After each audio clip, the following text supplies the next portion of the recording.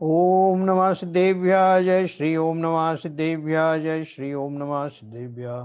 मंगलम भगवान वीरो मंगलम गौतमो गणी मंगलम कुंद कुंदाद्यो जैन धर्मोस्तु मंगलम। सर्व मंगल मांगल्यम सर्व कल्याण कारकम प्रधानम सर्वधर्माणां जैनम जयतु शासनम। जैनम जयतु शासनम जैनम जयतु शासनम। तो देखिए कल हमने जो पढ़ा था मैं एक बार बिल्कुल लास्ट वाला जो है रिपीट करूंगा। जो हमने केवली समुद्घात पढ़ा था, तो उसका जो सारांश था वो ये था कि 13वें गुणस्थान का या आयु का अंतर मुहूर्त शेष रह जाने पर समुद्घात किया जाता है ना। और समुद्घात करने वाले कौन है? जिनकी आयु 6 महीने बाकी रह जाती है, ज्यादातर वो उनका समुद्घात होता है। अच्छा, दूसरा क्या है कि अब वो समुद्घात में क्या करते हैं? आयु के अतिरिक्त शेष 3 कर्मों को अंतर मुहूर्त करने, है ना, ये करने के लिए, और उसके बाद में इसके लिए समुद्घात होता है उनका। 3 कर्मों को अंतर मुहूर्त के बराबर लाने में, जैसे उनकी स्थिति 3 कर्मों की, किसी की 10 साल की रह गई है, किसी की 15 साल की रह गई है, किसी की 20 साल की रह गई है, उस स्थिति को कम करके एक अंतर मुहूर्त के बराबर लाना, ये समुद्घात का पर्पस है। अब उसके बाद में अब उनकी जो आयु थी, जब उन्होंने समुद्घात शुरू किया था, और 8 समय में समुद्घात होता है, तो आयु जो है उससे 8 समय और कम हो गई। तो वो जो 3 कर्मों की जो स्थिति उन्होंने की कम, वो अभी आयु के बराबर तो नहीं आई, लेकिन अंतर मुहूर्त आ गई है। फिर उन्होंने क्या किया कि उन्होंने ये तीसरा शुक्ल ध्यान लगाया समुद्घात के इमीडिएट बाद। तो वो तीसरे शुक्ल ध्यान में क्या हो गया? अब वो तीनों जो है आयु, तीनों जो कर्म थे उनकी और आयु कर्म की एकदम बराबर हो गया, लेवल एक बराबर हो गया। अब बराबर होने के बाद में अब उनको जो आयु है वो आयु भी खिर रही है ना, उस टाइम में आयु भी जा रही है। तो अब आयु कितनी बची उनकी? आयु जब इतनी बचती है कि वो 5 अक्षरों के उच्चारण के बराबर समय होता है, उतनी आयु बचती है, तो तीसरे जो शुक्ल ध्यान है उसके द्वारा वो 14वें गुण स्थान में प्रवेश करते हैं। ठीक है। और उसमें एक घटना और क्या होती है? एक घटना उसमें एक और हुई कि वो जो उनका जो अयोगी पना आ गया, जो उनके मेन योग थे वो शांत हो गए, और अब उनको सूक्ष्म काय योग खाली बचा, यानी शरीर अभी बचा है। तो वो जो 14वां गुण स्थान 13वें के बाद में 14वें में आ गए। अब 14वें के में फिर उनका चौथा शुक्ल ध्यान होता है, जिसका कि काल अवधि कितना है? 5 अक्षरों को पढ़ने उच्चारण के बराबर। उतने ही काल में वो अपने चौथे शुक्ल ध्यान के द्वारा 85 प्रकृतियों का नाश कर लेते हैं। और ये सारी प्रक्रिया ऑटोमेटिक चलती है, उसमें उन्हें करना कुछ नहीं पड़ता बुद्धिपूर्वक, ये सब अबुद्धिपूर्वक होता है। कहने में ऐसा आता है कि उन्होंने ऐसा किया, है ना।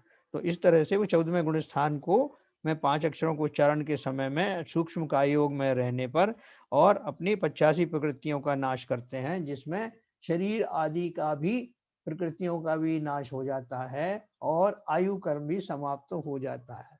तो 14वें के तुरंत बाद उनको सिद्ध लोक में पहुंच जाते हैं। इस तरह अपन ने कल पढ़ा था।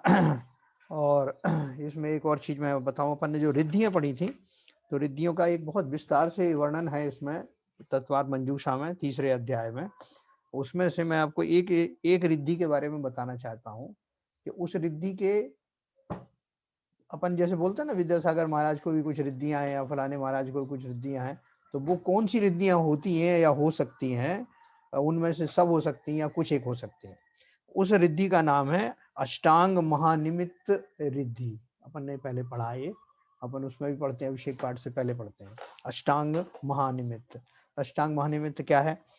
अंतरिक्ष भौम, भौम माने आसमान, अंतरिक्ष भौम अंग स्वर व्यंजन लक्षण छिन्न और स्वप्न, ये 8 महानिमित्त हैं। 8 महानिमित्त कौन कौन से? अंतरिक्ष भौम अंग स्वर व्यंजन लक्षण छिन्न और स्वप्न, ये 8 महानिमित्त हैं। मैं एक एक के बारे में बताऊंगा आपको। पहला अंतरिक्ष निमित्त क्या होता है? सूर्य चंद्रमा आदि के उदय अस्त को देखकर भूत भावी फल को जानना अंतरिक्ष निमित्त है। जब ये सूर्य चंद्रमा जब चलते हैं ना, तो उनकी जो गति कैसी हो रही है, वो दक्षिणायन है कि उत्तरायण है, तो उनमें से कौन सी कक्षा में जा रहे हैं, उनकी बहुत सारी कक्षाएं होती हैं, जैसे अपन बोलते हैं जो जैसे हवाई जहाज जाता है तो उनकी वो जो उनका जो क्या बोलते हैं जो पाथ बनता है, उस तरह का उनका जो पाथ उनकी कक्षाएं कहते हैं। तो उन कक्षाओं को देख कर कि वर्तमान में चंद्रमा जो है कौन सी उससे जा रहा है, सूर्य कौन सी उसमें जा रहा है, इसलिए इस गति वाला इस राशि वाला जो व्यक्ति है उसको क्या फल होने वाला है, ये वो अंतरिक्ष निमित्त से पता लगा लेते हैं, जिसमें और नक्षत्रों की चाल वगैरह भी सम्मिलित होती है। तो सूर्य चंद्रमा आदि के उदय अस्त को देखकर भूत भावी फल को जानना अंतरिक्ष निमित्त है। दूसरा, भौम निमित्त, पृथ्वी की कठोरता आदि के द्वारा अथवा पूर्वादि दिशाओं में सूत्र पढ़ते देखकर अमुक वृद्धि हानि जय पराजय आदि का ज्ञान अथवा भूमि में गड़े हुए सोने चांदी आदि का ज्ञान भौम निमित्त है। देखो, इसमें मैं आपको एक और बहुत बढ़िया बात बताऊं।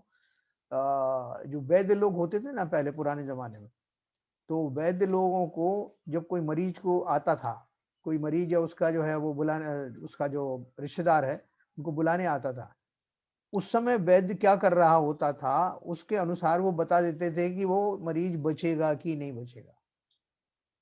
हमारे नाना जी थे, तो वो वैद्य थे वो, तो वो बता रहे हैं कि जैसे वो मकान बनवा रहे हैं, इस बीच में कोई आया अगर साहब वो हमारा जो है वो मरीज को देख लो साहब, वो उसको बहुत प्रॉब्लम है, वो समझ जाते थे कि बचने वाला नहीं। इस तरह की जो क्रियाएं हैं उनके द्वारा वो निमित्त का ज्ञान हो जाता था कि ऐसे मौके पर आया, इस मौके पर आया, इसलिए उसका क्या होना है वो बता देते। तो एनीवे, तो इन्होंने इसीलिए लिखा है कि पृथ्वी की कठोरता, कहाँ की जमीन कितनी कठोर है, और उससे वो बता देते ना बहुत सारे लोग के यहाँ तेल निकलेगा कि पानी निकलेगा, कि यहाँ का पानी कैसा होगा, यहाँ कुआं खोदने से क्या लाभ होगा। भूमि की कठोरता, और दूसरी चीज उन्होंने बताया कि कौन सी दिशा में कौन क्या पढ़ रहा है, ऐसा ये मुझे समझ में आया नहीं। पूर्वादि दिशाओं में सूत्र पढ़ते देखकर अमुक वृद्धि हानि जय पराजय आदि का ज्ञान हो जाता है उनको। कोई पूछने आया कि ये मुकदमे में जीतेगा कि हारेगा, युद्ध में जीतेगा कि हारेगा, तो वो उन लक्षणों को देख करके, आसपास की जमीन को देख करके, तो कुछ तरह से होता होगा, वो उनको याद पता लग जाता था कि इसमें जय होगी कि पराजय होगी। भूमि में गड़े हुए सोने चांदी आदि का ज्ञान भी भौम निमित्त है। बता देते हैं कि दक्षिण दिशा में इतनी दूर जाकर के इतनी इतनी खुदाई करो तो आपको ये धन मिलेगा। तो ये भौम निमित्त में आता है। तीसरा है अंग निमित्त, शरीर के अंग प्रत्यंग के दर्शन स्पर्शन आदि से त्रिकाल भावी सुख दुख आदि का निश्चय करना अंग निमित्त है। अब किसी का माथा देख करके बता देते हो महाराज कि इसका माथा कितना चौड़ा है, या कहाँ से सिकुड़ा हुआ है, या उसमें कैसा ग्लो है, या हाथ पैरों में उतने कितने उंगलियां हैं, उनकी दशा क्या है, कहीं दाग धब्बे तो नहीं है ना। ये सारी चीजें देख करके वो निश्चय कर लेते हैं कि इस व्यक्ति का को सुख दुख जीवन में कैसा मिलना है, कब मिलना है। 5 उंगलियां देख के बता देंगे, मुख मुद्रा देख के बताएंगे, शरीर के अवयवों की दशा देख करके बता देंगे। इसे अंग निमित्त कहते हैं। ऐसे अंग ज्ञान वाले आज भी लोग बहुत सारे हैं। फिर चौथा है, जैसे वो अपने एक ब्रेनोलॉजी होती है, जिसमें जो बम्प्स होते हैं ना सिर के ऊपर, फ्रेनोलॉजी, सिर के ऊपर में जो बम्प्स होते हैं उनको देख करके वो बता देते हैं, बहुत सारी चीजें बता देते हैं, सिग्नेचर देख के बता देते हैं। ऐसे बहुत सारी चीजें जो है वो, तो वो अंग निमित्त में ये आता है, फ्रेनोलॉजी वगैरह। हाँ। फिर एक है स्वर निमित्त, अक्षरात्मक अनक्षरात्मक सभी प्रकार के शब्दों को सुनकर इष्ट अनिष्ट फल का निश्चय करना स्वर निमित्त है। आपका कौआ कहाँ बोल रहा है, आपकी जो है वो चौखट पे बोल रहा है, पेड़ के सामने से बोल रहा है, दाहिने सुर से बोल रहा है, या कोयल कहाँ बोल रही है, मयूर की कहाँ से आवाज आई, गर्दभ की आवाज कहाँ से आई, ये स्वर निमित्त है। उल्लू की आवाज है। इनसे अक्षर अनाक्षरात्मक सभी प्रकार के शब्दों को सुनकर इष्ट अनिष्ट फल का निश्चय करना स्वर निमित्त है। इसके बाद व्यंजन निमित्त, सिर मुख ग्रीवा आदि स्थानों पर तिल मसा आदि चिन्ह व व्रण आदि को देखकर, व्रण माने गठान, देखकर त्रिकाल संबंधी हिताहित को जान लेना व्यंजन निमित्त है ना। तिल भौरी बता देना, तिल भौरी लहसुन मसा होए दाहिने अंग, जाए बसे वन खंड में तो भी लक्ष्मी संग। ये पुरानी कहानी है, किंवदंती है ना। तिल भंवरा लहसुन मसा होए दाहिने अंग, जाए बसे वन खंड में तो भी लक्ष्मी संग। ऐसा आपने एक दो सुने हैं। अच्छा, उसके बाद है लक्षण निमित्त। श्री वृक्ष स्वास्तिक आदि को देखकर त्रिकाल संबंधी स्थान मान आदि का विशेष ज्ञान होना लक्षण निमित्त है। बहुत सारे लोगों के शरीर में जैसे जो अपने तीर्थंकर आदि होते हैं और श्रीवत्स आदि उनके जो है चिन्ह होते हैं छाती में, और भी बहुत सारे लोगों को बहुत सारे चिन्ह होते हैं, काफी चिन्ह है, कभी मैं आपको बताऊंगा जो तीर्थंकरों आदि के जो शरीर में होते हैं, तो वो हाँ वो कौन कौन से चिन्ह होते हैं, और उन्हीं चिन्हों से कई बार वो जो उनको अवधि ज्ञान वगैरह जो लगाते हैं वहाँ उन चिन्हों के माध्यम से वो प्रकट होता है। तो वो लक्षण निमित्त है। श्री वृक्ष स्वास्तिक आदि को देखकर त्रिकाल संबंधी स्थान मान आदि का विशेष ज्ञान होना लक्षण निमित्त है। सातवां है छिन्न निमित्त।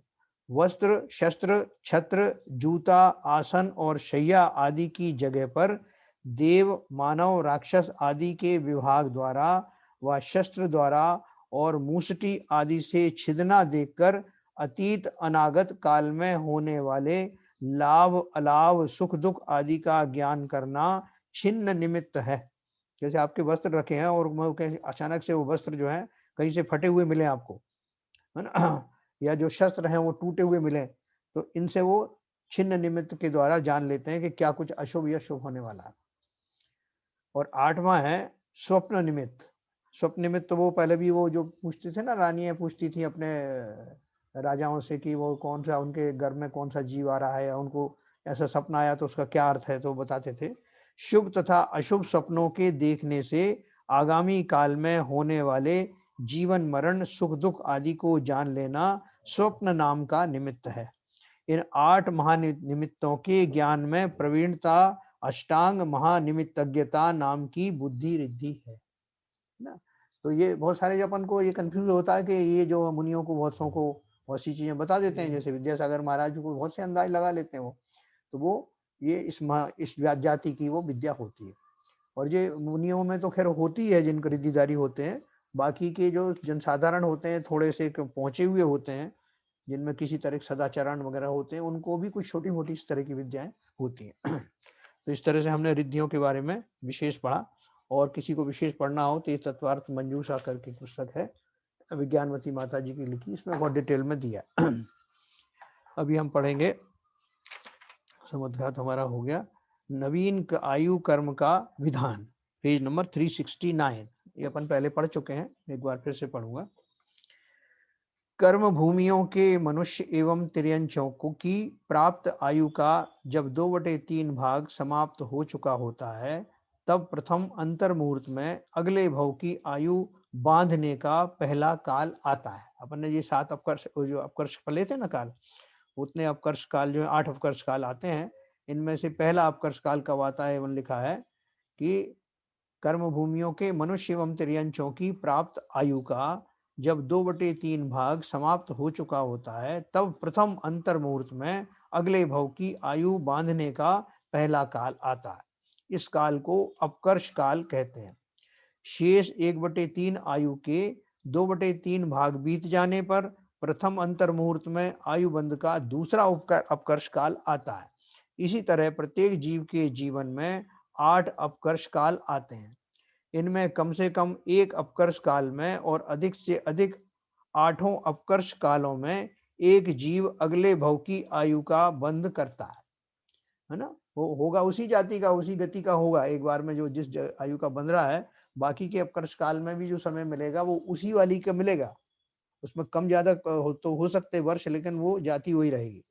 जैसे किसी मनुष्य की आयु 81 वर्ष की है, तो उसके 2/3 आयु बीतने पर अर्थात 54 वर्ष बीतने पर शेष आयु 27 वर्ष के प्रथम अंतर मुहूर्त में प्रथम अपकर्ष काल आता है।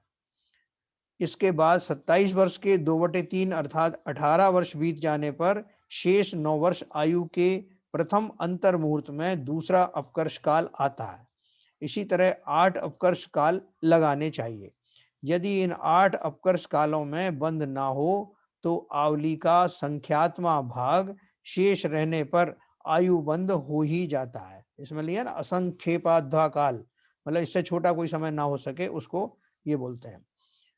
इन 8 अपकर्ष कालों में अगर बंद ना हो तो लगभग अंतर्मुहूर्त के समय रह जाने के काल में आयु का बंध हो ही जाता है।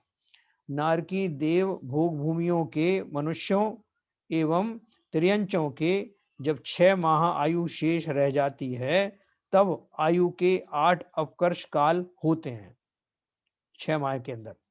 अर्थात 6 माह आयु के 2/3 अर्थात 4 माह बीत जाने पर शेष आयु 2 माह के प्रथम अंतर मुहूर्त में अगली पर्याय की आयु बंध का प्रथम अपकर्ष काल आता है। इसी तरह आयु बंध के योग्य 8 अपकर्ष काल आते हैं और इनमें आयु बंध ना हो तो असंक्षेपाधा काल, जिससे छोटा कोई काल ना हो, आयु शेष रहने पर नियम से अगले भव की आयु बंद हो जाती है ना। इसमें एक दो नियम दिए हैं, वो मैं पढ़ूंगा, फिर अपन डिस्कस करेंगे। अपकर्ष कालों में यदि उस जीव के परिणाम आयु बंध के योग्य होते हैं तभी आयु बंध होता है, अन्यथा नहीं, है ना। अपकर्ष काल में वो मतलब उसके पहला वाला अपकर्ष काल आया और उस समय उसके आयु बंध के योग परिणाम नहीं हुए तो वो अपकर्ष काल निकल गया।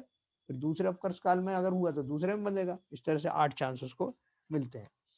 जिन जीवों के एक से अधिक अपकर्ष कालों में बंध होता है, उनके सर्वप्रथम जो आयु बंध हुआ था उसी आयु बंध के अनुरूप अगले अपकर्ष कालों में आयु बंध होता है, अन्यथा नहीं। दूसरी तरह का नहीं बन जाएगा कि पहले तो देव का बना उसके बाद नारकी का बन गया, ऐसा नहीं। वो उसी जाति का बनेगा, दूसरे अपकर्ष काल में वो कम ज्यादा का वो आ सकता है तो वो उसमें एडिशन वगैरह होते हैं। तीसरा है, कोई भी जीव नवीन आयु का बंध किए बिना नवीन भव को प्राप्त नहीं होता है। जैसे अपन ने कल पढ़ा था ना कि अगर वो उसको कहीं एक्सीडेंट वगैरह भी हो जाता है तो अंतिम समय में उसका आयु बंध हो जाता है अगले उसका। मनुष्यों और त्रियंचों के चारों गतियों में से किसी भी गति का आयु बंध हो सकता है। मनुष्यों और त्रियंचों के चारों गतियों में से किसी भी गति का आयु बंध हो सकता है। ये सेंट्रल प्लेस है उनका, ये जो गति, इसमें वो कहीं भी चारों गतियों का बंद कर सकते हैं। देवों व नारकियों के मनुष्य या त्रियंच आयु का ही बंध होता है। देव की जब आयु बंधेगी नहीं तो किसकी बनाएगा, वो मनुष्य की। और नारकियों का जो बनेगा तो मनुष्य की हो सकती है या त्रियंच की हो सकती है, दोनों में से भोग भूमि के नारदेव का भी ऐसे ही है। भोग भूमि के जीवों के मात्र देवायु का बंध होता है। जो भोग भूमि के जो मनुष्य होते हैं उनका पुण्य इतना होता है कि वहां के भोग भोगने के बाद भी जब उनकी आयु समाप्त होती है तो उनका बंध जो है देवायु का ही होता है। पांचवा, जीव के परिणामों के अनुसार अगले भव की बांधी हुई आयु का आयु बंध के बाद कभी भी कम हो जाना संभव है, परंतु बांधी हुई आयु का बढ़ना मात्र अगले अपकर्ष कालों में ही संभव है। ये अपन ने पहले बहुत डिटेल में पढ़ा था इसमें।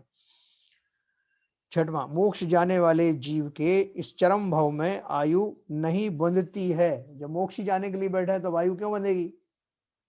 वर्तमान में आयु का औसत 75 वर्ष है। उपरोक्त आयु बंध विधान के अनुसार अगले भव की आयु का बंध 50 वर्ष की उम्र के बाद प्रारंभ हो जाता है। अतः हम सभी को 50 वर्ष की उम्र के बाद अपने परिणामों की विशेष संभाल रखना परम आवश्यक है।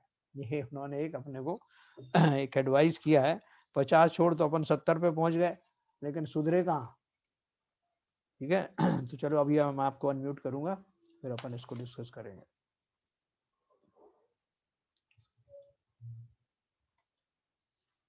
हाँ सर।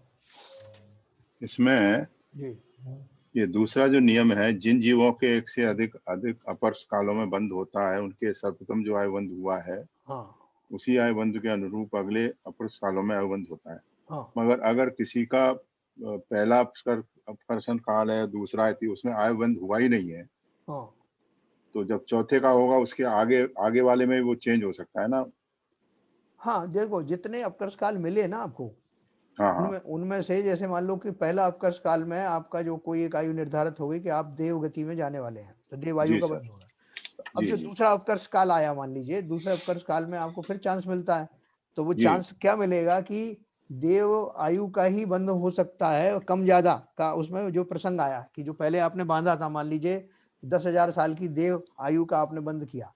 हाँ अब जो दूसरा अपकर्ष काल आया तो उसमें देव की ही मिलेगा, मौका जो है आपको देव की जो है गति का, देव आयु का ही आपको बंध का मौका मिलेगा। उसमें 10,000 हुआ तो एक 15 का प्रसंग आ सकता है। भाव जैसे भाव भाव हाँ, भाव भावों के भाव हिसाब से। भाव शुभ हुए तो हाँ, और अशुभ हुए तो बराबर उसी हिसाब से वो चेंजेस हो जाएंगे। चेंजेस हो जाएंगे, लेकिन होगा वो मगर देव का ही होगा। मगर आयु बढ़ेगी नहीं, नहीं कमी आयु, हो सकती है। हाँ नहीं उसमें लिखा है ना आयु बंध और बढ़ भी सकती है और कम भी हो सकती है। देखो 5वें नंबर पे क्या लिखा है, जीव के परिणाम के अनुसार अगले भव की बांधी हुई आयु का आयु बंध के बाद कभी भी कम हो जाना संभव है, परंतु बांधी हुई आयु का बढ़ना मात्र अगले अपकर्ष कालों में ही संभव है। अगर उससे कम होना है तो वो अपकर्ष काल का वेट नहीं करेगी। जो आपने आयु बंद किया है, अगर हाँ। उससे कम होना है, उसमें जो है हाँ। कोई संक्रमण होना है, अपकर्षण होना है, तो वो आपके बाकी शेष जीवन में कभी भी हो सकता है। अच्छा। बांधने के बाद हाँ कभी भी उसमें अपकर्ष काल का वेट करने की प्रकृति आपको इजाजत नहीं देगी या कंपलसरी नहीं है। लेकिन अगर उससे बढ़ने के भाव हैं कि उससे आपको बढ़ना है, जैसे आपने 10,000 साल की आयु बांधी देव की, अब आपके भाव बहुत उत्तम उत्कृष्ट जाति के हो गए और भी ज्यादा, तो क्या होगा कि अब आपको जो अगला अपकर्ष काल मिलेगा उसमें जो है वो और बढ़ी हुई आपको बढ़ाने की मौका मिल सकता है। तो ये जो कम होने का जो प्रक्रिया है हाँ, वो किसके ऊपर निमित्त वो भी किस निमित्तों से होती है? भावों के ऊपर है। आपने मतलब पहले जो एक बांधी आपकी थी। हाँ, कर्मों पुराने कर्मों की निर्जरा होने से। हाँ जो अपने अपने जो भाव है अपने है ना, जैसे जिन भावों से आपने वो 10,000 साल की आयु देव की बांधी थी, अभी जी जी। किसी किसी कारण से मेरे भाव बहुत कुत्सित हो जाते हैं, क्लिष्ट हो जाते हैं, हाँ। जैसे खोटे हो जाते हैं और बाकी के शेष जीवन में भी वैसे ही चलते रहते हैं, हाँ। तो वो किसी भी समय मरण से पहले वो उनके आपकी आयु घट सकती है जो अच्छा। बांधी हुई थी। हाँ। तो वो ऐसे तो नहीं होंगे कि वो आपके देव की वजह जो नरक वाले भाव हो गए, ऐसे तो भाव नहीं होंगे, जी। क्योंकि आपने एक बार बांध लिए देव, तो इसका अर्थ ये हो गया कि उस लिमिट के अंदर हाँ। हाँ। भाव कम तो होंगे, लेकिन वो इतने निष्कंकष नहीं होंगे कि आपकी देवगति बंद, देव का आयु का बंद जो है वो बिल्कुल निरर्थक हो जाए और आपको क्यों मिल गई ऐसा पछतावा होने लगे। तो उस नरक ऐसे गति में उस नहीं। हाँ उस निकृष्ट जाति के नहीं होंगे, लेकिन उतने उत्कृष्ट जो हो रहे थे 10,000 या 25,000 या 40,000 साल के जो बंद हो रहा था, उससे कम हो सकता है। ठीक है। तो ज्यादा आयु का बंधना देव आयु का अच्छा समझाता था। हाँ मतलब जो अच्छी जाति है, अच्छी आयु है, वैसे तो तीन आयुओं को अच्छा माना जाता है, जी। लेकिन ये कि देव का अपन जो है सब जानते ही हैं, देवायु का बंधना जो है वो अच्छा है। वैसे तो नरक को छोड़ करके बाकी सब आयु जो है शुभायु होती हैं, हम्म।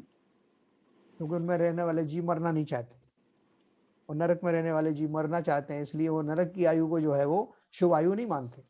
अच्छा।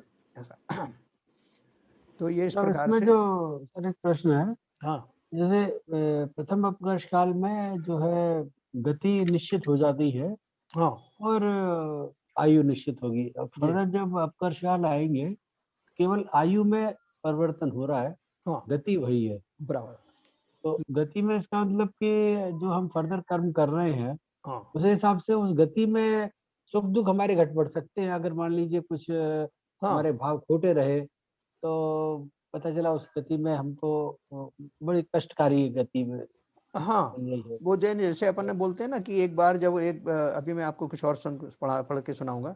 तो एक बार हमने जो अपने आयु बांध ली उससे, और जो अपना गति नाम कर्म का उदय तो जो है बंध तो निरंतर होता रहता है। गति नाम का आयु का तो बंद एक बार हो गया, लेकिन गति जो है नाम कर्म का एक वो है ना प्रकृति है, हम्म, तो उसका बंद जो है हमेशा होता रहता है। लेकिन पहली बार में जब वो आयु बंद होता है तो वो गति भी उसके कोइंसाइड हो जाती है। जैसे आपने देव गति का देव आयु का बंद किया तो देव गति उसके साथ कोइंसाइड हो जाएगी, तो ये मिल करके आपका दोनों तो फिक्स हो गया। लेकिन अब जो बाकी का जो आपकी आयु का बची हुई है उसमें नए नए गतियों का बंद फिर से हो रहा है, तो उनका क्या होगा, उनके परमाणु आ रहे हैं ना, तो उनके हम्म, परमाणु क्या करते हैं कि जब उस आयु का जब उदय होता है जो आपने पहली बार में बांध ली, तो ये बाकी के जो गतियों का बंध है वो स्तविक रूप से संक्रमित होकर के उसी रूप में आते हैं। जैसे मनुष्य गति का बंध किया आपने, तो अभी बंध रहा था, गति आ रही थी मेरी जो है चित्रियंश की बन रही थी बाद में, बाद के पीरियड्स में, तो वो सब जो है इकट्ठे होके परमाणु, जब मनुष्य आयु का जब मेरा जो उदय आएगा तो उसमें ये भी जो है उनके परमाणु उसी रूप कन्वर्ट हो जाएंगे। हम्म। अब उसमें जैसे बहन जी बता रही थी कि वो कन्वर्ट तो होंगे, लेकिन उसमें जो है हो सकता है कि उनकी सुख दुख की मात्रा जो है उसके अनुसार वो कन्वर्शन में हो जाए। जैसे तिरंज की आपने अभी साथ में गति का परमाणु बांधे, तो और वहां हो रही है मनुष्य गति में आप पहुंच गए, तो अब वो जो तिरंज वाले जो परमाणु है उनका क्या होगा?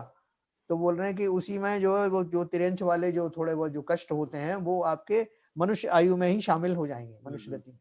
तो जैसे मनुष्य मान लो एक स्वस्थ पैदा होने वाला था हाँ अग्निहोम में, हाँ हाँ हाँ हाँ उसके खोटे हो गए तो पता हाँ चला दिव्यांग की तरह पैदा हुआ। हाँ, इस तरह की ये सब कष्टों को ये सब जो है वो बहुत सोफिस्टिकेटेड जो है सिस्टम है ना। तो अभी आज के समय में जितना अपने पास में ज्ञान उपलब्ध है उसमें बहुत ज्यादा तो अपन नहीं बता सकते, लेकिन वो पहले के जो जब द्वादशांग का ज्ञान होता था तो काफी डिटेलिंग होती थी इन सबका।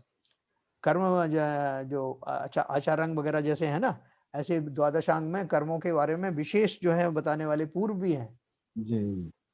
तो वो अपन तो नहीं भाई साहब बता आपने जो पहले बताया था, जी। पहले जो गति वो रिद्धियों के बारे में बताया था, चौथे रिद्धि में अभी आज जो पढ़ के सुनाया हाँ उसमें, तो हाँ वो तो निमित्त ज्ञानी क्या सा लग रहा है उसमें, तो रिद्धियों का कोई हिसाब, रिद्धियों का तो हिसाब बोल नहीं देता। आपने जितनी बार बताई है वो निमित्त ज्ञानियों की तरीके से आपने बताया कि सूर्य को देख करके, उसको देख करके, हाँ उसको देख करके, सही शरीर के अंगों को देख करके हाँ और निशानों को देख करके, हाँ। तो ये तो सही निमित्त ज्ञानी बताते हैं। तो रिद्धियों निमित्त ज्ञान उसका रिद्धियां नाम कहाँ आ ही गई इसमें? एक मिनट, उसका नाम ही कौन सा है? अष्ट महानिमित्त ज्ञान। इसका मतलब क्या है? आप और हम बता सकते हैं क्या किसी को भी देख करके कि तुम्हें हानि लाभ होगी? अपन के सामने कोई आदमी आके खड़ा हो जाए, अच्छा, जिसको रिद्धि होगी वही बता पाएगा। वही बता हाँ, पाएगा। वो यस। और अब वो समझ तो गया। वो प्रमुख रूप से बताते हैं, और जो छोटी मोटी रिद्धियां जैसे मैंने बताया आज भी मिलते हैं मुनियों के अलावा। अच्छा, मैं मुनियों के समझ गया अलावा समझ जो गया। ज्ञान होता है मतलब वो जिसको रिद्धि होगी वही इनका वही इसका बता ज्ञान पाएगा। मिलेगा, उसी को बिल्कुल, इसका ज्ञान होगा। हाँ उसी को। ठीक है। हाँ साहब, और कुछ है किसी का? आगे चले तो देखो ये आयुबंध के बारे में थोड़ा सा आपको और अरे बताता हूँ। बस आयु बंदी के बारे में एक बात बताओ हाँ कि अभी आपने कहा कि गति बनती है पहले जी, और आयु कोइंसाइड करती है उससे, तो आयु आयु बाद में बनती फिर, है, आयु बंद होता है, गति उससे कोइंसाइड होती है। अच्छा तो एक बार आयु बनती है और गति कोइंसाइड होती है, हाँ जी तो हाँ। फिर आयु भी चेंज होती रहती है आगे जा करके। ये तो बात समझ आई नहीं। नहीं, आयु कहाँ चेंज हो रही? खाली वो अपवर्ष कालों आयु तो में। अरे वो नहीं, आगे के कालों में हाँ जो आयु के हिसाब से जो कोइंसाइड हुई है गति, हाँ वो तो स्ट्रांग हो गई, हाँ वो तो बिल्कुल, बदला ही नहीं। वो नहीं बदलेगी। लेकिन आयु जो है आगे के अपवर्ष कालों में हाँ चेंज होती रहेगी। हाँ, हो सकती है, हाँ, तो हो वो सकती वही है। जाने। देखो वही तो इसमें बताया, आयु तो कम भी हो सकती है और ज्यादा भी हो ज्यादा सकती भी हो सकती है, हाँ, ठीक है ना। देखो यानी अभी कम कम कभी भी हो सकती है और बढ़ने का अपकर्ष काल में ही अब बढ़ेगी। है। अब कर्ज काल काल में, में होगी स्पेसिफिकली, दैट इज है ना। राइट। हाँ। देखो मैं 4-5 और चीजें गति में आपको। जैसा वेरिएशन आप बता रहे हैं तो उसका इफेक्ट आ ही रहा है, जैसे आयु तो इस हिसाब से चेंज हो रही है हाँ और गति का वेरिएशन जैसा आपने बताया कि भाई भावों के हिसाब से वो उस गति में हाँ आप किस कंडीशन में पैदा होंगे या क्या क्या कष्ट आने वाले वो हैं तो उनमें कर्मों का वेरिएशन आता उदय रहेगा। घुसता है, हाँ कर्मों देखिए, का फल मिलेगा। हाँ मैं अभी आपको एक चीज और पढ़ के सुनाता हूँ। ये ये मेरे पास प्रश्न उत्तर संग्रह है, ये इसका जो कंपाइलेशन इन्होंने बैनाला जी ने किया है। इसमें ये प्रश्न आया है, निगोदिया जीवों की आयु तो बहुत थोड़ी होती है, तो क्या उनके भी 8 अपकर्ष काल बनेंगे? क्या निगोदिया जीव 2 प्रकार के होते हैं, लब्ध अपर्याप्तक और पर्याप्तक। इनमें लब्ध अपर्याप्तक निगोदिया जीवों की आयु क्षुद्र भव प्रमाण तथा पर्याप्तक निगोदिया जीवों की आयु अंतर मुहूर्त प्रमाण होती है। ये सभी निगोदिया जीव इतनी कम आयु होने पर भी 8 अपकर्ष कालों में ही अगली आयु का बंद कर लेते हैं, है ना। इतनी कम जो है उस समय में भी उसके भी 8 भाग हो जाते हैं और उन 8 अपकर्ष कालों में से उनकी आयु बंद हो जाती है। धन्यवाद। फिर एक क्वेश्चन है, एक्सीडेंट आदि से मरने वालों का आयु बंद कब होता है? एक्सीडेंट से मरने वाले अथवा युद्ध आदि में मृत्यु को प्राप्त होने वाले जीवों का आयु बंद मरण से असंक्षेपाध्याकाल, मतलब एक अंतर्मुहूर्त से भी कम समय में नियम से हो जाता है, क्योंकि आयु बंद हुए बिना किसी भी जीव का कभी मरण नहीं होता। ठीक है। फिर उन्होंने पूछा है, गर्भस्थ शिशु गर्भावस्था में ही आयु बंद कर लेता है या जन्म लेने के बाद? अब ये क्वेश्चन में मुझे समझ में इसलिए नहीं आया। उन्होंने लिखा है गर्भस्थ शिशु लब्ध अपर्याप्तक नहीं होते, वे गर्भ प्रवेश के बाद अंतर मुहूर्त में पर्याप्त होते ही अगली आयु के बंद करने की योग्यता वाले हो जाते हैं। योग्यता वाले हो गए, लेकिन अभी बंद करने के लिए तो उनको अपकर्ष काल ही मिलेगा, है ना। योग्यता खाली बताई उनकी कि वो पर्याप्त होने के बाद, पर्याप्त होने के बाद नेचुरली। वो पर्याप्त होने के पहले। मगर जैन साहब, हाँ यहाँ एक बड़ा क्वेश्चन उठता है। आपने हाँ। पहले बताया हाँ, निगोदिया जीव का। जब वो जीव गर्भ में आया, हाँ, तो उसकी आयु तो वहीं से शुरू हो जाती है, पहले से ही। तो विग्रह गति से शुरू हो जाती है सर। विग्रह गति से शुरू हो जाती है। वो सही कह रहे हैं, बहुत सही प्रश्न है। हाँ, विग्रह गति से उसकी आयु शुरू हो गई, उसे पहले बनना चाहिए था उसकी आयु। और वो उसकी आयु तो पहले से ही बंध के आई है। पिछले बनी नहीं है ये सर। हाँ, उसकी आयु पिछले भव से ही बंध के आई है। हाँ, और जब ही उसको वो गति मिली है और उसकी आयु पहले बन चुकी है। उस गति में ही उसने गर्भावस्था में आके स्थापित हुआ है विग्रह गति से। अब आने के बाद अगर वो गर्भावस्था में है और जब पर्याप्त हो जाएगा और जब जन्म लेगा, तो ये तो कंट्राडिक्टरी हो गया सर। नहीं, देखो मैं आपको बताता हूँ। पहली बात तो जो नियम नंबर 1 है कि जो अपकर्ष काल जो भोगने वाली जो आयु चल रही है, बुज्यावली जो आयु वो भोग रहा है, जैसे हम अभी वर्तमान में मनुष्यायु भोग रहे हैं, ठीक है। जी हाँ। अब हमने जो 8 अपकर्ष कालों में से कभी भी हमारा जो है नई आयु का बंध होगा अगले भाव का। जी हाँ, है ना। अभी हमारा जन्म हम जो विग्रह गति में थे, जब विग्रह गति में थे तब से हमारी ये आयु चालू हो गई। कौन सी वाली? जो वर्तमान में हम भोग रहे हैं। जी हाँ, ये चालू तो हो गई, लेकिन हमें अभी नवीन आयु का बंध अभी होने के लिए 8 अपकर्ष काल विग्रह गति से लेकर के और मरण तक के बीच में, हाँ, वो 8 अपकर्ष काल हमको मिलने वाले हैं। वो सही है। उनमें हमने नई आयु का बंद करना है, ठीक है। नहीं तो वो उसमें एक मिनट यहाँ मैं टोकना चाहूंगा। हाँ, वो जितनी आयु बंधी है आपकी पिछली गति में, ठीक है, और जो भी उसका कम ज्यादा हुई है, वो आयु आपको भोगना है। बराबर। उस आयु का 2/3 आयु के बाद ही पहला अपकर्षण होगा। बिल्कुल सही है, ठीक है ना। तो अब जो बच्चा गर्भावस्था में है और पर्याप्त हुआ है, तो वो तो इस गति की आयु जो पिछले भव से बांध के आया है, वो भोग रहा है। बिल्कुल। और वो जब तक उसकी जितनी आयु है उसका 2/3 पोर्शन नहीं होगा, तब तक उसका अपकर्षण काल नहीं आएगा। बिल्कुल सही कहा आपने। ठीक है। तो फिर ये बेनारा जी का जो क्लैरिफिकेशन है, वो ये है, वो बच्चा गर्भावस्था में है, जब पर्याप्त हो जाएगा तो उसका अपकर्षण काल होके वो आयु बांधेगा। नहीं, वो कौन सी आयु बांधेगा? नहीं, उन्होंने ये नहीं कहा। वो क्या बोल रहे हैं, वो इसलिए मैं इसको जो है आपको सुनाना नहीं चाह रहा था, बाई चांस वो आ गया। वो ये कहना चाह रहे हैं अगली आयु को बंद करने की योग्यता उसमें आ जाती है, बंद नहीं होगा। अच्छा, खाली उन्होंने ये लिखा है कि वो योग्यता उसके अंदर में आ जाती है कि अब जो अपकर्षण काल उसको मिलेंगे उसमें वो नवीन आयु का बंद कर ले। वो ठीक है। अपर्याप्त काल, अपर्याप्त में भी नहीं, पर्याप्त होने के बाद, पर्याप्त होने के बाद योग्यता आ जाती है बंद करने की। अगले भव के। अच्छा, और अगर मान लो पर्याप्त नहीं है, अपर्याप्त ही चला गया, तो क्या उसकी आयु बंदी नहीं? अपर्याप्त होगा तो पहले ही मर जाता ना, जन्म ही नहीं लेगा। उसकी पर्याप्ति अगर जन्म ही नहीं लेगा, पूरी नहीं हुई तो वैसे ही मर जाता है, क्षुद्र मरण हो जाता है ना उसका। नहीं तो मैं यहाँ तो ये जानना चाह रहा हूँ कि जैसे कोई जीव वहां से चल दिया विग्रह गति में, और पर्याप्ति और अपर्याप्त वो वहां पर जहाँ पे उसका जन्म हो रहा है, कंसीव हुआ है, वहां पर जाके पता लगेगा कि पर्याप्त अपर्याप्त मरा है। तो वहां जब चल दिया तो वो तो वहां से जब वहां से विग्रह शुरू हुई, वहीं से उसकी अगले इस जन्म की जो है वो शुरू हो गई, वो बन गई आयु, शुरू हो गई आयु शुरू हो गई। जब आयु शुरू हो गई तो अब उस वो जो आयु शुरू हो गई तो उस जन्म में अपर्याप्त है, जन्म तो उसका अपर्याप्त है, तो उस भी लड़की आयु को कैसे बनेगी उसकी? सुनो बाबूजी। हाँ बोला। जब वो जीव जिसका विग्रह गति से आके उसकी जो जितनी आयु बांध के आया था उसकी आयु शुरू हो गई। हाँ ठीक है। अब गर्भ में आया और बच्चा अपर्याप्त है। अब अपर्याप्त होने से उसका जन्म नहीं होगा, इसका मतलब है पिछले जन्म में इस गति में उसकी इतनी आयु बंधी थी। Very good, very good.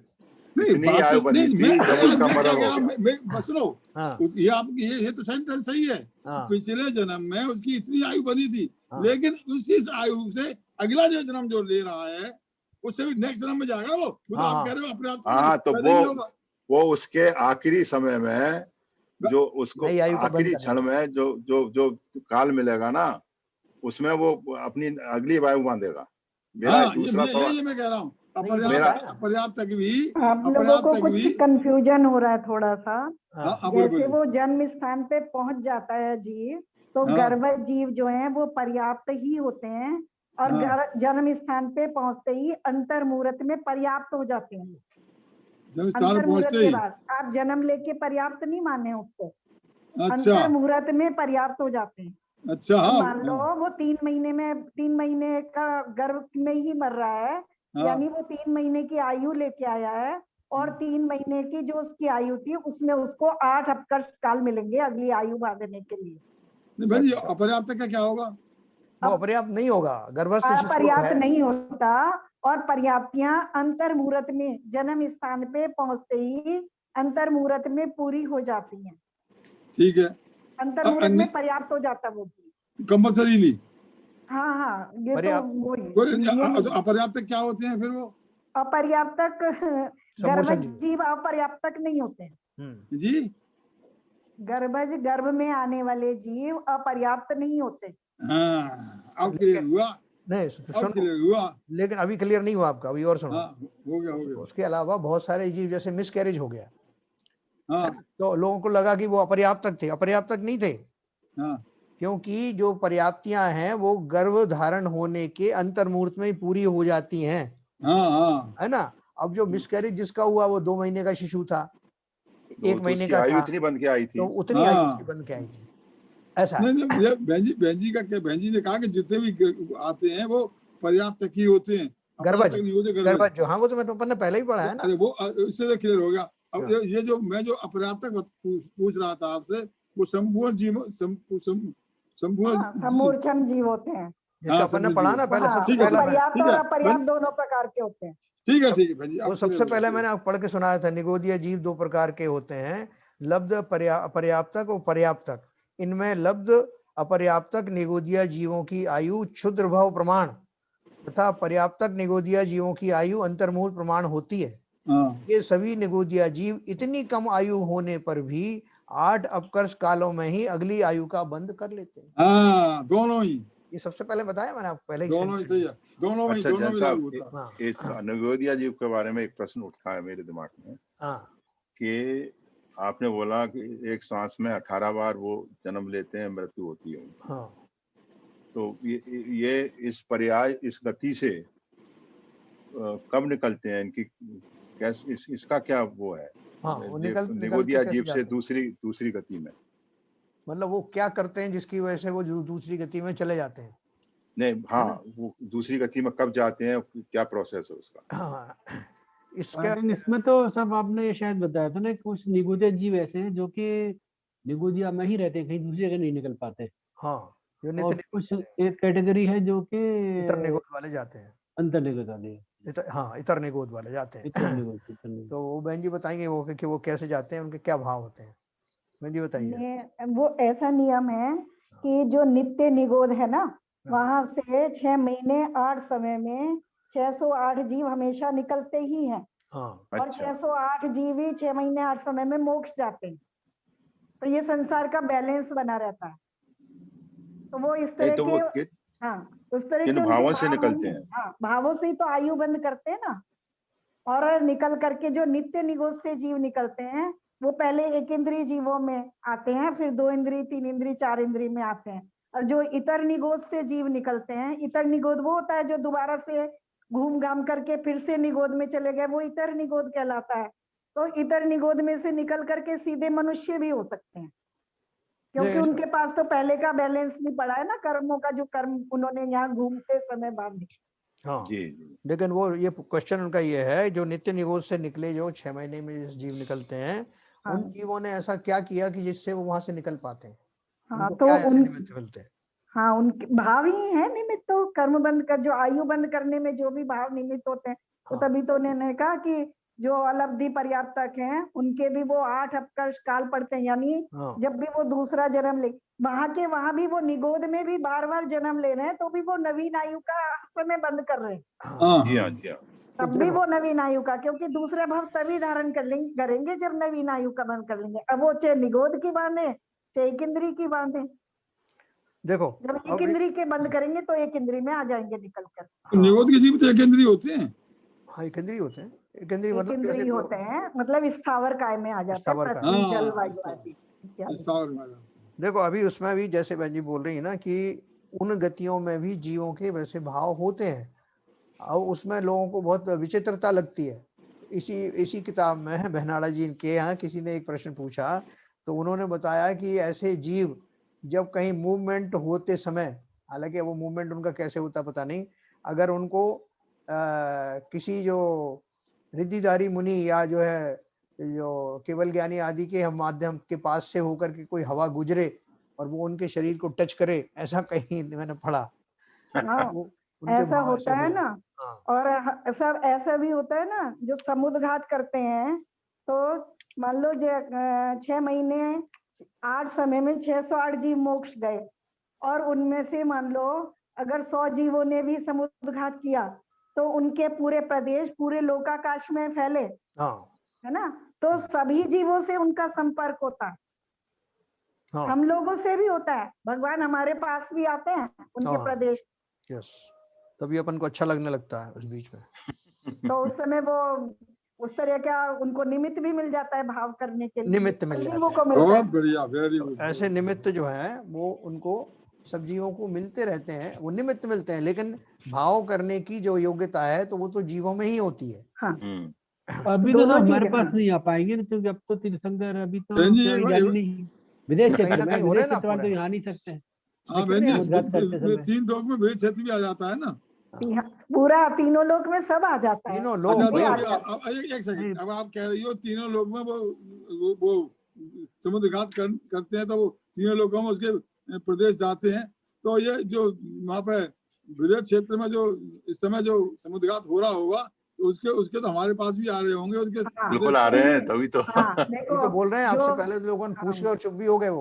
वही तो कह रहे हैं, 3 समय समय के लिए तो हो ही जाता है, जगत प्रतर, फिर वो, और फिर लोक पूरण, और फिर जगत प्रतर, है ना। क्योंकि हम ये त्रस नाली के बीच में हैं, तो जगत प्रतर के अंतर्गत भी आता है, ये लोक पूरण के अंतर्गत भी आता है। तो इन 3 समय में तो उनके प्रदेशों से हमारा संपर्क होता ही होता है। ओके।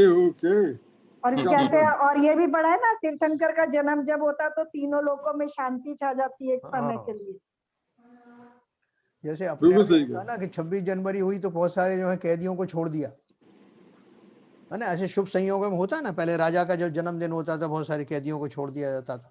ऐसे ही शुभ ऐसे जो है घटनाओं ऐसा जो काल होता है, क्योंकि सब है ना, काल भी, काल क्षेत्र सब ये समवाय मिलते हैं ना, निमित्त, तो ये सब कारण बन जाते हैं भावों के पलटने में। बहुत बढ़िया चीज आज पता लगी साहब, हम तो बड़ी प्रसन्नता हो रही है हमको। तो प्रकृति में देखो, मैंने आपको पहले बताया, प्रकृति हर तरह से हेल्प करती है आपको संसार से निकलने के लिए। प्रकृति बार बार तरह तरह से मौके देती है, बहुत सारे निमित्त, ज्यादातर सारे निमित्त आपको जो पॉजिटिव ही मिलेंगे, उनमें से ये भी है।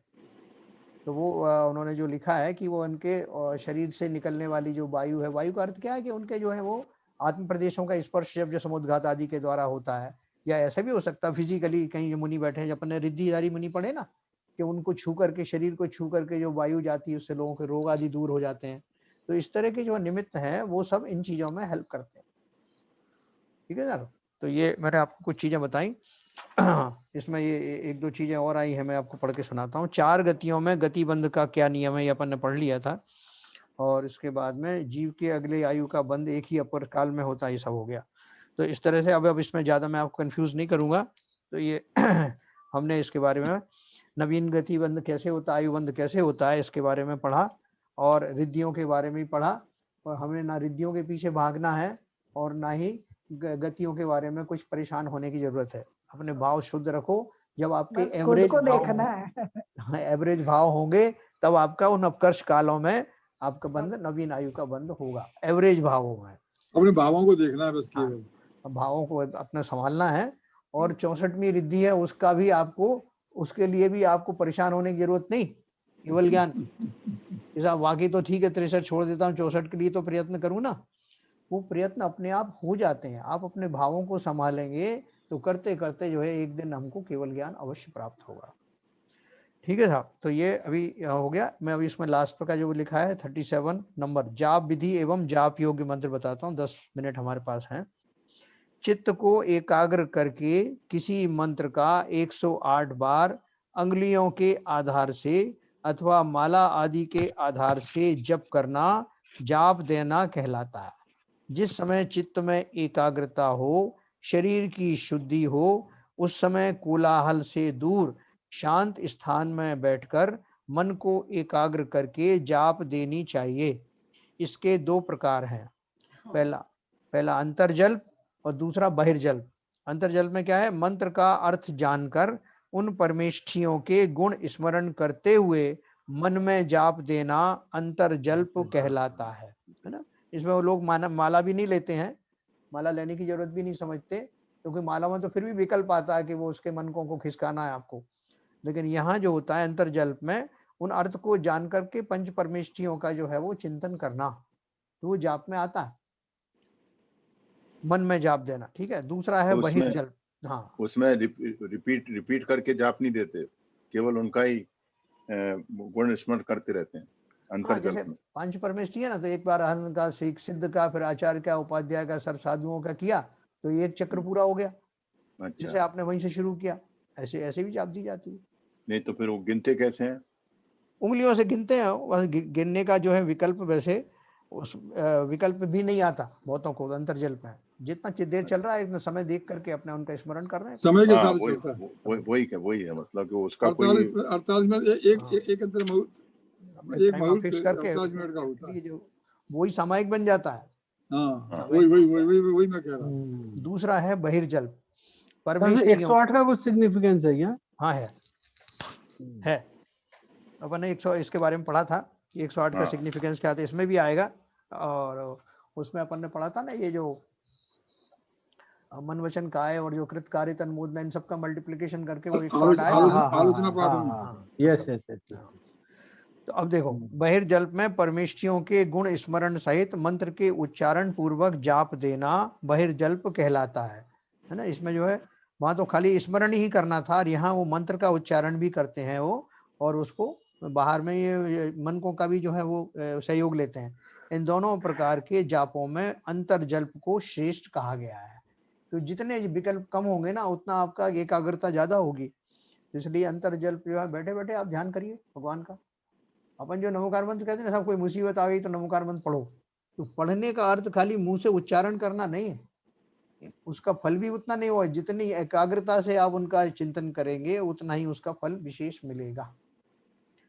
फिर देखो, जाप योग्य मंत्र कौन से हैं? 35 अक्षर वाला मंत्र नमोकार मंत्र, 16 अक्षर वाला मंत्र अरहंत सिद्ध आचार्य उपाध्याय सर्व साधुभ्यो नमः, 6 अक्षर वाला मंत्र अरहंत सिद्ध, 5 अक्षर वाला मंत्र असिया उषा, 4 अक्षर वाला मंत्र अरहंत अथवा ओम ह्रीम नमः, 3 अक्षर वाला मंत्र ओम नमः, 2 अक्षर वाला मंत्र सिद्ध, 1 अक्षर वाला मंत्र ओम अर्थ अथवा ह्रीम।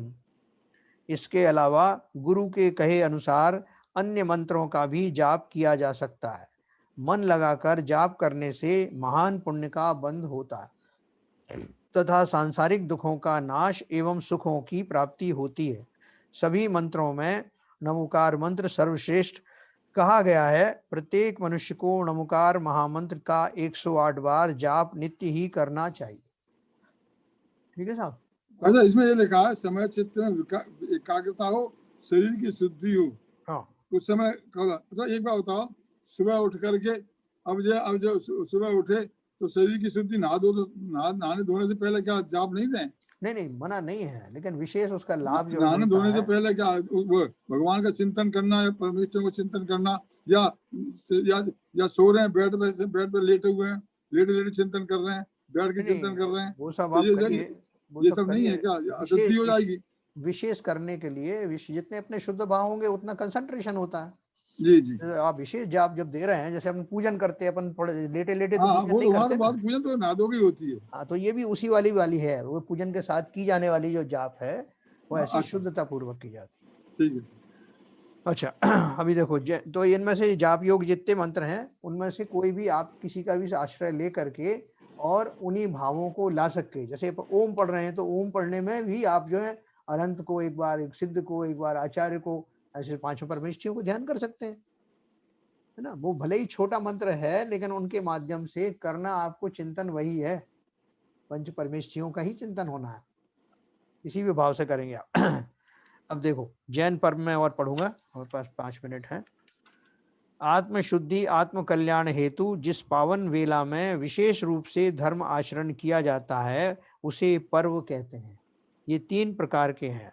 पहला साधारण पर्व, जैसे अष्टमी व चतुर्दशी।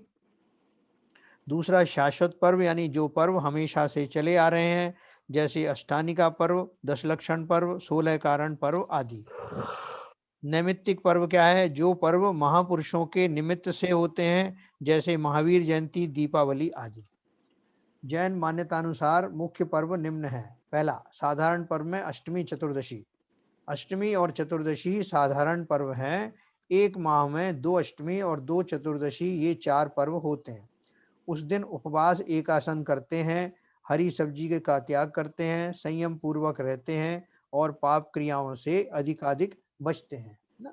जो उपवास एकासन करते हैं उसमें जो रस परित्याग आदि हो वो भी किए जा सकते हैं, रसी करते हैं ना, उससे संयम पूर्वक रहते हैं और पाप क्रियाओं से अधिकाधिक बचते हैं। जैसे अष्टमी चतुर्दशी बहुत सारे लोग सब्जी नहीं खरीदेंगे, बाजार की चीजें नहीं खाएंगे, उन दिनों कम से कम जो है वो क्रियाएं को करते हैं जिससे हिंसाएं ना हो, सुगंधित तेल और साबुन आदि का प्रयोग नहीं करते। ऐसे बहुत सारे छोटे छोटे नियम हैं जो उन शुद्धता को बढ़ाते हैं।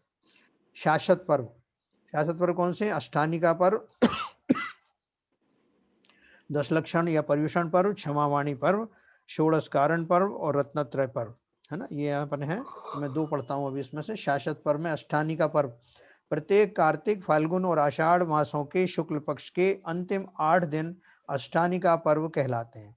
जैन मान्यतानुसार 8वां द्वीप नंदीश्वर है, जिसमें 52 अकृत्रिम जिन मंदिर हैं। इन्हीं 8 दिनों में देवतागण स्वर्ग से आकर इन मंदिरों में लगातार पूजा करते हैं। चूंकि मनुष्य इस द्वीप में नहीं पहुंच सकते हैं, अतः वे अपने अपने मंदिरों में ही इन 8 दिनों में पूजा पाठ करके इस पर्व को मनाते हैं, है ना। सिद्ध चक्र विधान आदि विशेष आयोजन भी इस अवधि में प्रायः किए जाते हैं। दशलक्षण या पर्युषण पर्व क्या है? ये वर्ष में 3 बार भाद्रपद, माघ व चैत्र महीनों में आते हैं, किंतु भाद्रपद शुक्ला 5 से 14 तक के 10 दिन में आने वाले दशलक्षण पर्व का विशेष महत्व है। अभी दशलक्षण चल रहा है ना, और 16 कारण दशलक्षण नहीं चल रहे अभी। हाँ, खत्म हो गए? नहीं चल रहे। अच्छा, 16 कारण चल रहे हैं अभी तो। ओके। और दशलक्षण 16 तारीख से लगेंगे। हैं? दशलक्षण नहीं चल रहे अभी। हाँ, पंचमी से लगेंगे। 16 कहाँ चल रही हैं? पंचमी से लगेंगे। हाँ, पंचमी से लगेंगे। ओके। तो 10 दिन में आने वाले दशलक्षण पर्व का विशेष महत्व है। यह उल्लेखनीय है कि प्रलय के पश्चात श्रावण कृष्णा प्रतिपदा को उत्सर्पणी काल आरंभ होता है और शुरू के 49 दिन तक जल, दूध, घृत, अमृत, सुगंधित पवन आदि की सुखदायक वर्षा होती है। ठीक है ना। जब प्रलय के बाद में जब फिर जो सुवर्षाएं होती है ना, सुखदायक, तो ये आता है, उस समय काल आता है।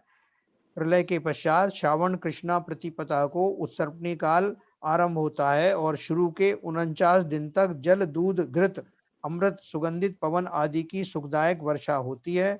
उससे सर्वत्र शांति स्थापित हो जाती है। अगला दिन भाद्रपद शुक्ला पंचमी का दिन होता है। इसी कारण इस तिथि को ही पर्युषण पर्व प्रारंभ होता है। इन 10 दिनों में एक एक धर्म यानी दशलक्षण की प्रतिदिन पूजा की जाती है। रात्रि में एक एक धर्म के बारे में प्रतिदिन विद्वानों के द्वारा व्याख्यान भी किया जाता है। इसे पर्युषण पर्व भी कहते हैं, है ना। ये अपन सब जानते ही।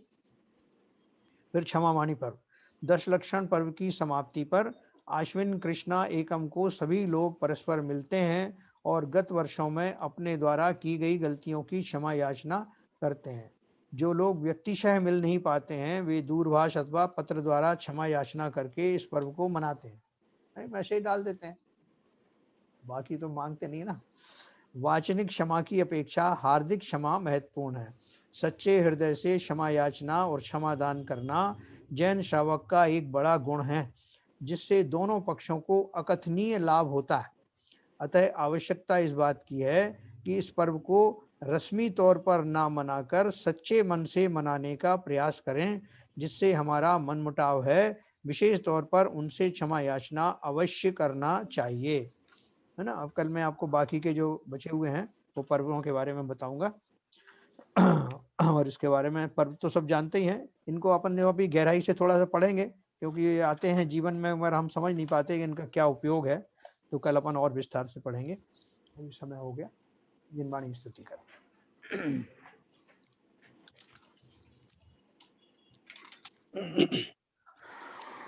मिथ्यातम नाश वे को ज्ञान के प्रकाश वे को आपा पर भास वे को भानु सी बखानी है।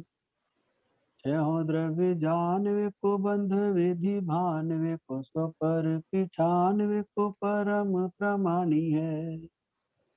अनुभवताय वे को जीव के जताय वे को कहु न सताय वे को भवे और आनी है।